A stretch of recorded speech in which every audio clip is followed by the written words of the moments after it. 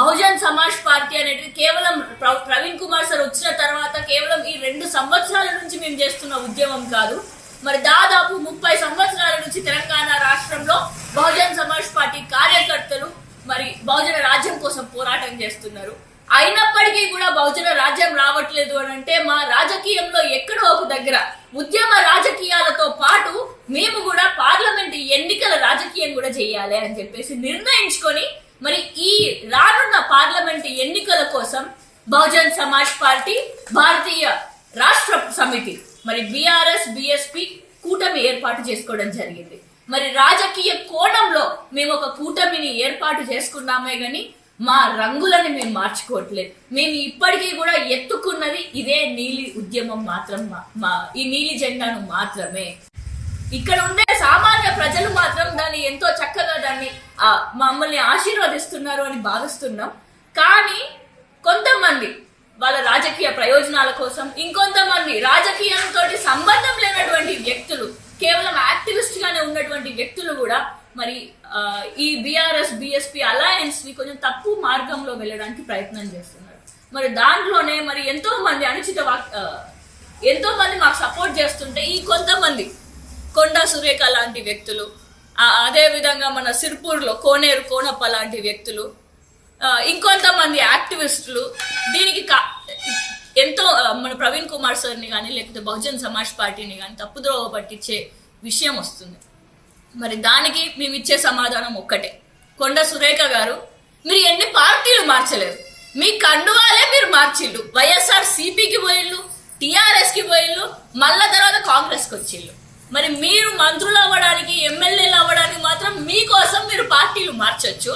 అదే మీరు మర్చిపోయేలా మహబూబాబాద్ లో మీరు జగన్ గారిని స్వాగతిస్తున్న సమయంలో తెలంగాణ ఉద్యమకారులపైనే మీరు ఫైరింగ్ చేయించారు.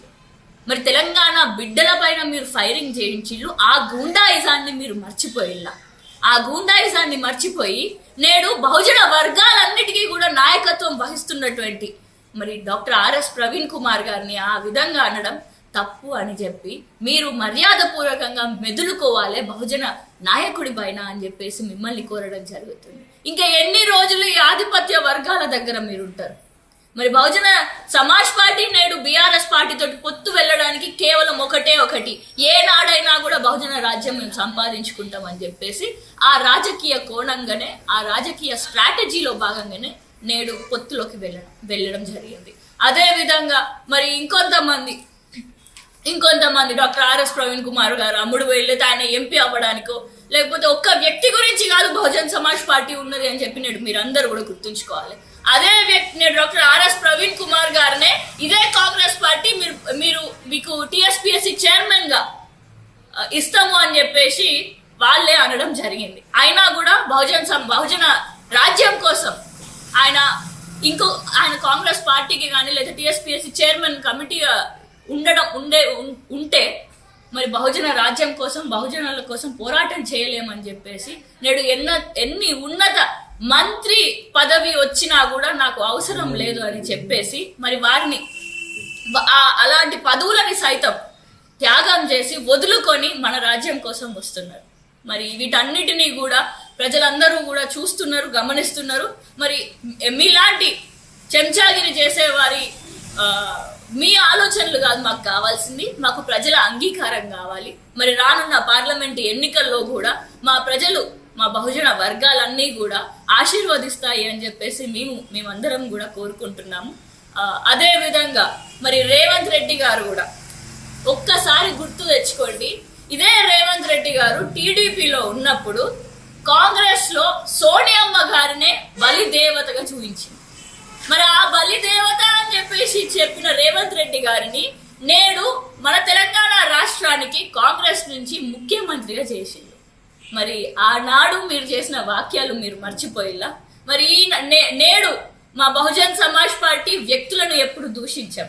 మేము ఎప్పుడైనా కూడా బహుజన రాజ్యం కోసం మరి బహుజనుల పైన అన్యాయం జరిగితే ఇప్పటికీ కూడా ఎవరు అన్యాయం చేసినా మేము వారి పైన మాట్లాడుతూనే ఉంటాము అని చెప్పి తెలియజేస్తున్నాను. అదే విధంగా మన జాతీయ రాజకీయాల్లోకి వస్తే మరి కూటమి అనేటిది ఒక చిన్న చూపుగా మీరు చూస్తున్నారు కదా కాంగ్రెస్ ప్రభుత్వం మాకేదా. మరి మీకే వెళ్ళిపోయిళ్ళు. మరి ఇండియా అలయన్స్ అనే కూటమిని ఎందుకు పెట్టుకున్నారు? మరి ఆ ఇండియా కూటమి అనేది కాంగ్రెస్ పార్టీ మీరు పెట్టుకున్నారు. మరి ఇప్పుడు మేము బిఎస్పి బిఆర్ఎస్ కలిసి ఒక కూటమి పెట్టుకుంటే ఇది తప్ప? మరి మీ ఇండియా కూటమి నుంచే మన బీహార్ నిషిత్ కుమార్ గారు ముఖ్యమంత్రి గారు ఆయన మళ్ళీ ఇండియా కూటమి వదిలేసుకొని ఎన్డీఏ కూటమికి పోయారు. అదే విధంగా మన కేరళలో సిపిఐ కాంగ్రెస్ పార్టీ అక్కడే వ్యతిరేకంగా ఆపోజిషన్ గా ఉండే క్రమంలో మరి ఇండియా కూటమికి పోయినప్పుడు మరి కాంగ్రెస్ సిపిఐ అక్కడ కేరళలో ఏ విధంగా ఆపోజిషన్ లో ఉంటున్నారు? మరి ఈ విధంగా గమనిస్తే మరి మీ కూటమికి తప్పు లేనప్పుడు మా కూటమికి తప్పు ఎందుకు వస్తుంది? మరి ముందు మమ్మల్ని మా దగ్గర మీరు ఏళ్ళు చూపిస్తున్నారంటే మిగిలిన 4 ఏళ్ళు అది మీ దిక్కు కూడా చూపించుతున్నాయని చెప్పేసి తెలంగాణ కాంగ్రెస్ ప్రభుత్వాన్ని తెలంగాణ కాంగ్రెస్ నాయకులందరూ కూడా గుర్తించుకోవాలని చెప్పి తెలియజేసుకుంటూ మరి రానున్న రోజుల్లో తప్పకుండా మరి తెలంగాణ రాష్ట్రంలో జరిగేటటువంటి పార్లమెంట్ ఎన్నికల్లో ఈ బీఆర్ఎస్ బిఎస్పి కూటమిలో బరాబర్ బహుజన తెలంగాణని చూస్తారు అని చెప్పేసి కూడా మీ అందరికీ తెలియజేసుకుంటూ ఒక గొంతుగా మన బహుజన నాయకులకి ఒక గొంతుగా ఉండాలి అని అంటే తప్పకుండా బిఎస్పి బిఆర్ఎస్ కూటమిని ప్రతి ఒక్కరు స్వాగతించాలి.